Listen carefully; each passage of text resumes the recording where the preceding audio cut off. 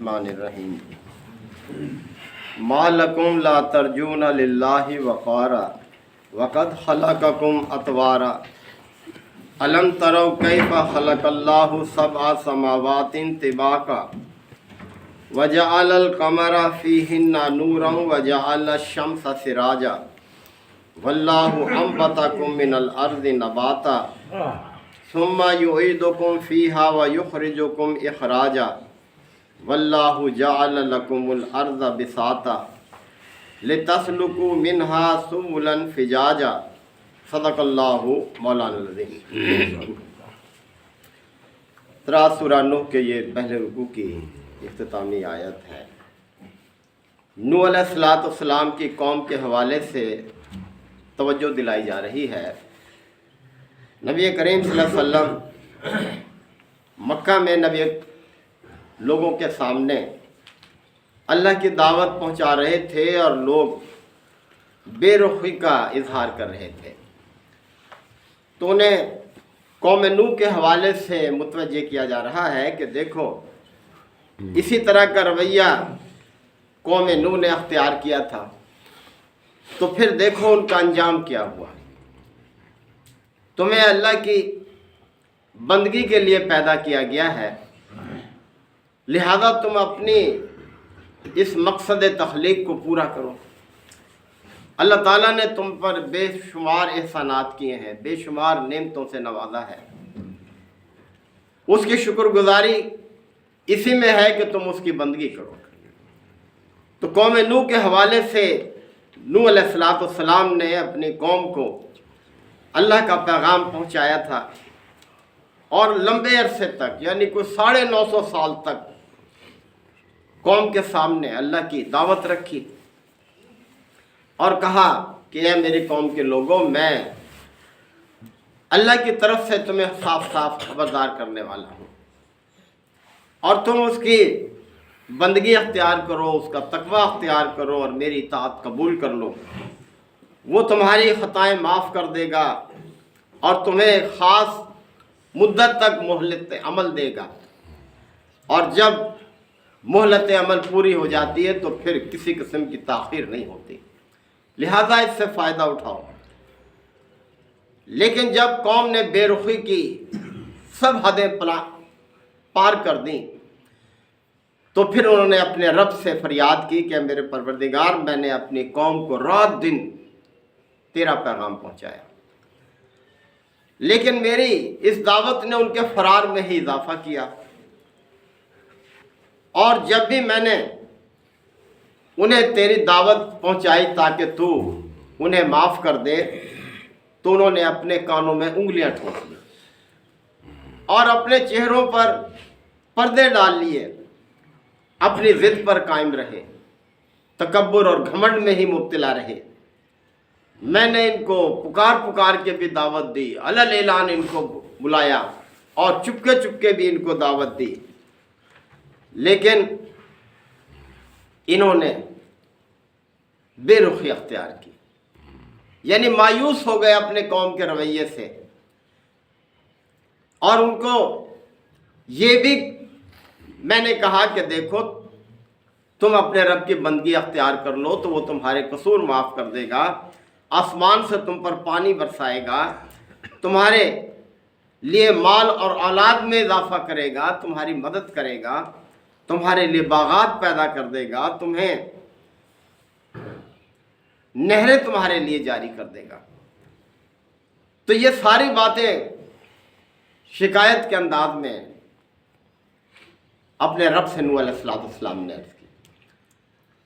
और फिर आगे जो आयत आ रही हैं कि मा लकुम ला तर्जून लिल्लाहि वक़ारा, कि मैंने इनसे कहा कि ऐ मेरी कौम के लोगों, तुम्हें क्या हो गया है कि तुम्हें अल्लाह के लिए किसी वक़ार का एहसास ही नहीं है, यानी अल्लाह के तुम एहसानमंद नहीं होते। दुनिया में तुम किस तरह से देखो, अगर कोई शख्स तुम्हारे साथ थोड़ी सी मेहरबानी कर दे, कोई एहसान कर दे, तुम किस तरह से उसके एहसानमंद होते हो, उसका शुक्रिया अदा करते हो, उसकी इज्जत करते हो। लेकिन अल्लाह ने जो कि बेहिसाब तुम पर मेहरबानियाँ की हुई हैं, تمہیں اس کے وقار کا کوئی احساس ہی نہیں ہے، تم اس کے احسان مند نہیں ہوتے، ناشکری پر ہی اپنے آپ کو قائم رکھے ہوئے ہو۔ وَقَدْ خَلَقَكُمْ أَطْوَارًا، جبکہ اس نے تمہیں طرح طرح سے بنایا ہے۔ یعنی تم ذرا غور تو کرو کس طرح سے عورت اور مرد کے نطفے الگ الگ ہوتے ہیں، ان کے ملاپ سے ایک استقرار حمل وہ قائم کرتا ہے، اور پھر کس طرح سے تبدیلیوں کے عمل سے اس کو گزارتا ہے کہ وہ نطفے ایک جمے ہوئے خون کی شکل اختیار کرتے ہیں، پھر ایک بوٹی کی شکل بنتی ہے، لوتھڑا بن جاتا ہے، کوئی شکل نہیں ہوتی اس کی، پھر اس میں ہڈیاں اس کے اندر بناتا ہے، پھر ہڈیوں کے اوپر وہ گوشت کا غلاف چڑھاتا ہے، صورت گری کرتا ہے۔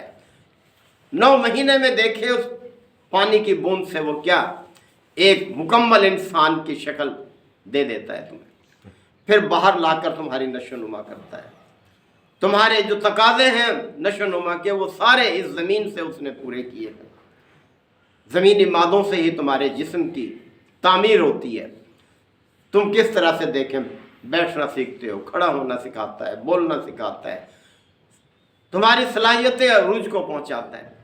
تو اس نے فرمایا وَقَدْ خَلَقَكُمْ أَطْوَارًا، اس نے طرح طرح سے تمہیں یہ تبدیلی کے مراحل سے گزارا ہے، تمہیں بنایا ہے، جوانی کو پہنچاتا ہے، بڑھاپے کو پہنچا دیتا ہے، اور اس دوران جب چاہے تمہیں ساقط کر دے، کون؟ اسے روکنے والا ہے۔ تمہیں اندھا پیدا کر دیتا، بہرا پیدا کر دیتا، لولا لنگڑا بنا دیتا۔ تم سوچتے نہیں ہو یہ سب کس کی قدرت سے ہے؟ یہ تو طرح طرح سے اس نے دیکھے تمہیں سنوارا ہے، تمہیں بنایا ہے۔ الم ترو کیف خلق اللہ سبع سماوات، تو اپنے جسم کی طرف توجہ دلانے کے بعد پھر کائنات کی طرف متوجہ کیا۔ کیا تم اس آسمان کو نہیں دیکھتے کہ کس طرح اس نے طے بتے 7 آسمان اس نے بنا دیے؟ تم ایک آسمان کی بلندی کو نہیں پا سکتے، اور پھر اس آسمان میں دیکھیں تمہارے لیے کیا اس نے بنایا کہ وَجَعَلَ الْقَمَرَ فِيهِنَّ نُورًا، اس نے چاند کو نور بنا دیا اس آسمان میں، وَجَعَلَ الشَّمْسَ سِرَاجًا، اور سورج کو اس نے چراغ بنا دیا۔ دونوں کے اپنے اپنے مفادات ہیں تمہارے لیے۔ یہ چاند تمہارے لیے ایک دائمی جنتری ہے، اس سے تم دنوں کا، ہفتوں کا، مہینوں کا، سالوں کا شمار کرتے ہو، قدرتی جنتری ہے۔ کس طرح سے یہ ایک باریک سی لکیر ہوتا ہے اور اس کو بڑھاتا چلا جاتا ہے، مکمل کر دیتا ہے، وسط مہینے میں مکمل ہو جاتا ہے، پھر آدھے مہینے میں کم ہوتا ہوتا غائب ہو جاتا ہے۔ تمہارے لیے دیکھیں یہ چاند اس طرح سے دنوں کے حساب کتاب کا ذریعہ بنا دیا اس نے، اور ایک خوبصورت نظارہ بھی ہے رات کے وقت یہ اللہ کی قدرت کا۔ اور پھر یہ سورج دیکھیں کتنے فائدے ہیں، ابھی دیکھیں، ابھی کل پرسوں ہم نے یہ سارا سسٹم لگایا ہے، کیا ہے؟ سورج سے مستفید ہو رہے۔ انسان فائدوں کو شمار نہیں کر سکتا، اللہ تعالیٰ نے جتنے فائدے اس ایک سورج سے رکھے ہیں۔ یہ نباتات ساری کے ساری کس کی بدولت ہے؟ چند دن اگر نہ نکلے تو انسان بے چین ہو جاتا ہے، اس کا عرصہ حیات کس طرح سے تنگ ہو جاتا ہے اس کا۔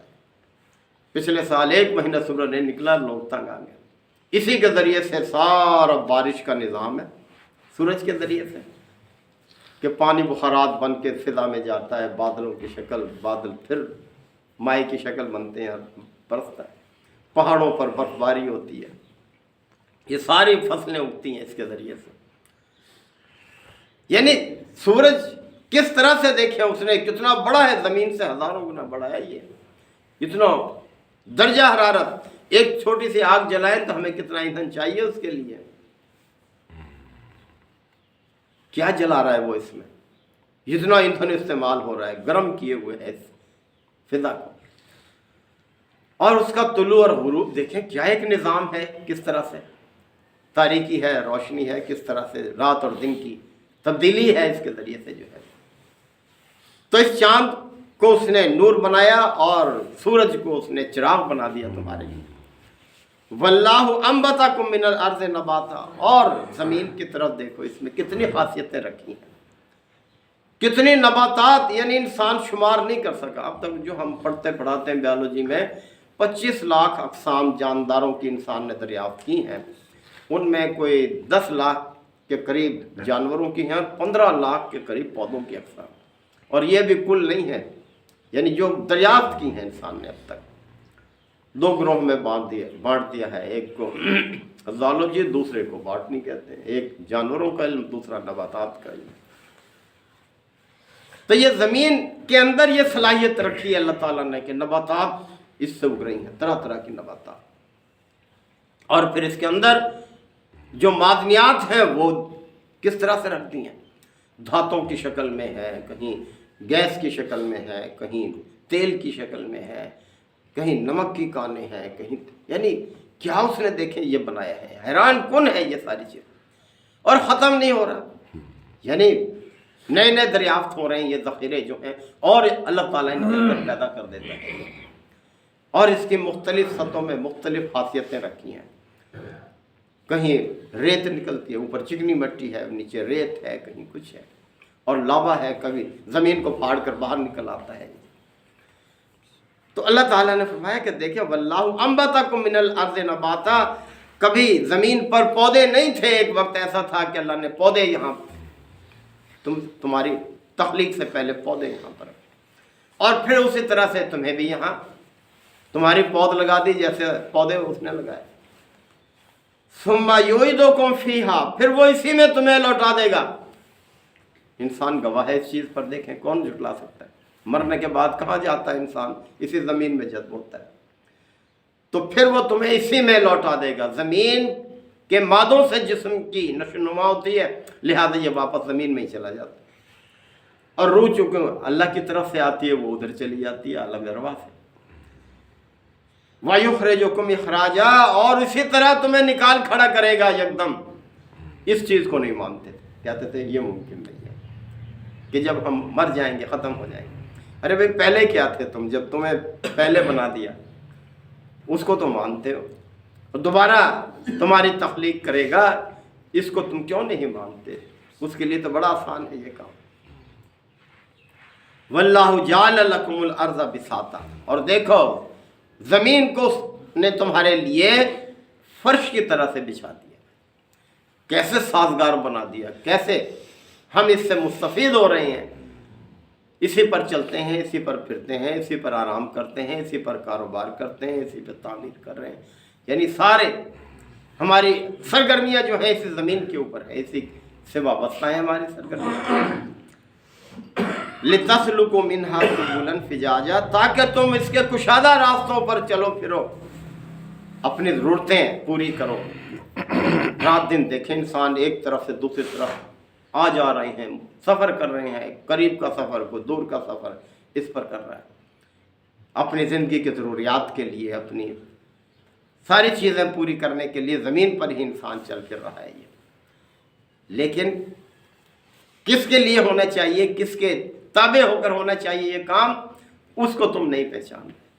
जिसने ये सारी चीज़ें तुम्हारे लिए साजगार की हैं उसकी बंदगी में रहो, तो फिर तुम्हारी ज़िंदगी कारामद हो जाएगी और दूसरी ज़िंदगी की अच्छी बुनियाद बनेगी। दूसरी ज़िंदगी जो है वो तुम्हारी आराम की होगी, जो कभी ख़त्म होने वाली नहीं है, हमेशा की ज़िंदगी है। ये तो न जाने कब ख़त्म हो जाए, कोई शख्स दावा नहीं कर सकता कि वो अगले लम्हे होगा भी सही कि नहीं होगा। तो अल्लाह ताला ने तरह तरह से इंसानों के सामने अपनी हिदायत को वादे किया है, मकसद तख्लीक को वादे किया है कि इसको देखो, गौर करो किस लिए पैदा किए गए, और फिर दोबारा भी पैदा होगे, जो कि हमेशा की ज़िंदगी है उसका सामान करो। तो यही हमारे लिए भी सबक है, तमाम इंसानों के लिए, क़यामत तक के लिए है ये कुरान मजीद, कि लोग पढ़ें, साबिक़ा कौमों के हालात से इबरत हासिल करें, सबक हासिल करें। अल्लाह ताला हमें अमल की तौफ़ीक़ अता फ़रमाए। अल्हम्दुलिल्लाह व कफ़ा व सलामुन अला इबादिहिल मुस्तफ़ा।